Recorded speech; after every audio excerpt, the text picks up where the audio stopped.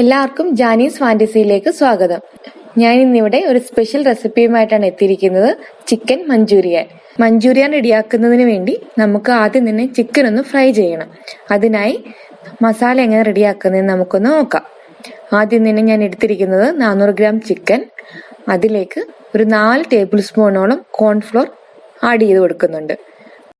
പിന്നെ 1 tablespoon മൈദാപ്പൊടിയും 1.5 tablespoon ginger garlic പേസ്റ്റും ആഡ് ചെയ്ത് കൊടുക്കുന്നുണ്ട്.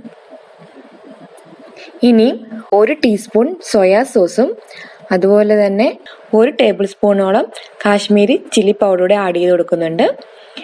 ഇനി ആവശ്യത്തിന് ഉപ്പും 1/2 ടേബിൾ സ്പൂൺ കുരുമുളക് പൊടിയും ചേർത്ത് നന്നായിട്ട് നമുക്കൊന്ന് മിക്സ് ചെയ്യാം.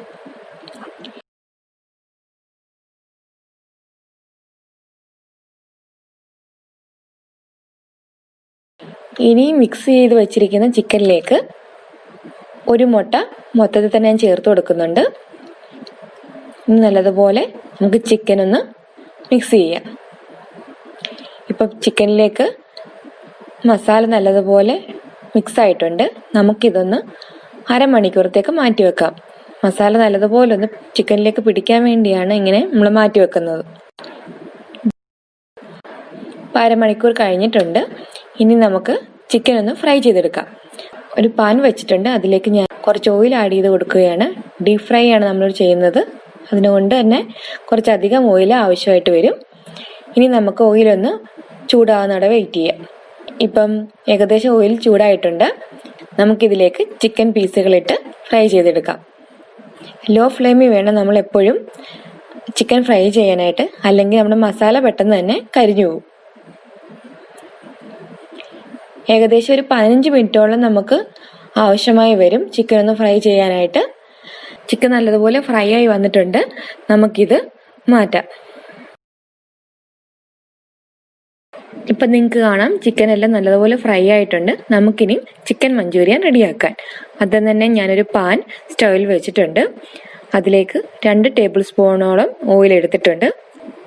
അതൊന്ന് ചൂടായി വരുമ്പോഴത്തേക്കും നമുക്ക് ഒരു 1.5 ടേബിൾ സ്പൂണോളം ജിഞ്ചർ ഗാർലിക് പേസ്റ്റ് ആഡ് ചെയ്ത് കൊടുക്കാം. ഇത് നല്ലതുപോലെ പച്ചമണം മാറുന്നത് വരെ നമ്മളൊന്ന് ഇളക്കി കൊടുക്കണം. അതിനുശേഷം നമ്മൾ അരിഞ്ഞു വെച്ചിരിക്കുന്ന സവോളയും കൂടെ ആഡ് ചെയ്ത് കൊടുക്കാം.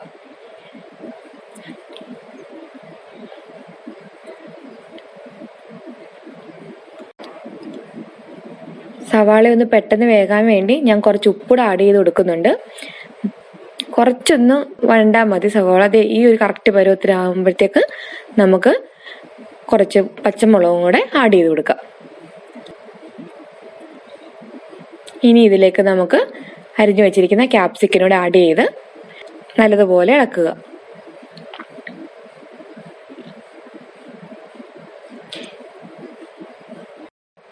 ഇത് നന്നായിട്ട് വെന്ത് വന്നിട്ടുണ്ട്. ഇതിലേക്ക് നമ്മൾ 1 ടേബിൾ സ്പൂൺ ടൊമാറ്റോ കെച്ചപ്പും അതുപോലെ തന്നെ 1 ടേബിൾ സ്പൂൺ സോയാ സോസും കൂടെ ആഡ് ചെയ്ത് കൊടുക്കുന്നുണ്ട്.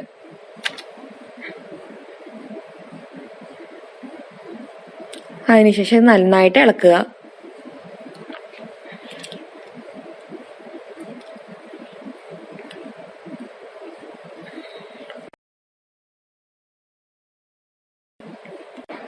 ഇനി ഇതിലേക്ക് നമുക്ക് 1 ടേബിൾ സ്പൂൺ കാശ്മീരി ചില്ലി പൗഡറൂടെ ആഡ് ചെയ്ത് കൊടുക്കാം. അതിനുശേഷം നല്ലതുപോലെ ഇളക്കുക. ഇതിലേക്ക് നമുക്ക് 1 ടീസ്പൂൺ പെപ്പർ പൗഡറൂടെ ആഡ് ചെയ്ത് കൊടുക്കാം. നന്നായിട്ട് വെന്ത് വരാൻ വേണ്ടി ഞാൻ കുറച്ച് വെള്ളം കൂടെ ആഡ് ചെയ്ത് കൊടുക്കുന്നുണ്ട്. ഈ വെള്ളം എന്ന് പറഞ്ഞാൽ നേരത്തെ ചിക്കൻ ഫ്രൈ ചെയ്യാൻ വേണ്ടി വെച്ചിരുന്ന മസാലയിലേക്ക് കുറച്ച് വെള്ളം മിക്സ് ചെയ്തിട്ടാണ് എടുത്തിരിക്കുന്നത്. ഈ വെള്ളം നമുക്ക് ഈ മിക്സിലേക്ക് ആഡ് ചെയ്ത് കൊടുക്കാം. നന്നായിട്ടൊന്ന് തിളച്ച് വന്നിട്ടുണ്ട്. അതിലേക്ക് 2 ടേബിൾ സ്പൂൺ കോൺഫ്ലോർ കുറച്ച് വെള്ളത്തിൽ കലക്കി നമുക്കൊന്ന് ചേർത്ത് കൊടുക്കാം. ഗ്രേവി ഒന്ന് തിക്കാകാൻ വേണ്ടിയാണ് ഇങ്ങനെ ചെയ്യുന്നത്.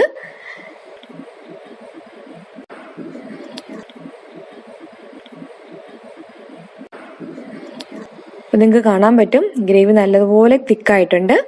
ഇത് നമുക്കൊന്ന് തിളച്ച് വരുന്നത് വരെ വെയിറ്റ് ചെയ്യുക. തിളച്ച് വന്നിരിക്കുന്ന ഗ്രേവിയിലേക്ക് ഞാൻ 1 നാരങ്ങയുടെ നീരൂടെ ആഡ് ചെയ്ത് കൊടുക്കുന്നുണ്ട്.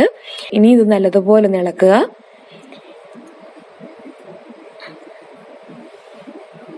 ഗ്രേവി ഇപ്പം നിങ്ങൾക്ക് കാണാൻ നല്ലതുപോലെ സെറ്റായിട്ടുണ്ട്. നമുക്കിതിലേക്ക് ഫ്രൈ ചെയ്ത് വെച്ചിരിക്കുന്ന ചിക്കൻ ഇവിടെ ആഡ് ചെയ്ത് കൊടുക്കാം.